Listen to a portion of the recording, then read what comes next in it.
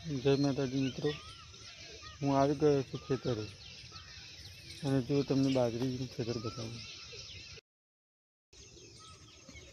3 પાણી આવ્યા છે અને હવે ચોથું પાણી આવશે. આજે વાળવાનું છે ચોથી વખતનું પાણી. જો આ છે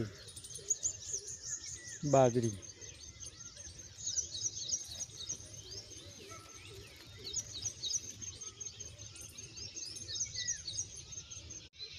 જય માતાજી મિત્રો, હું આવી ગયો છું ખેતરે અને જો તમને બાજરીનું ખેતર બતાવું.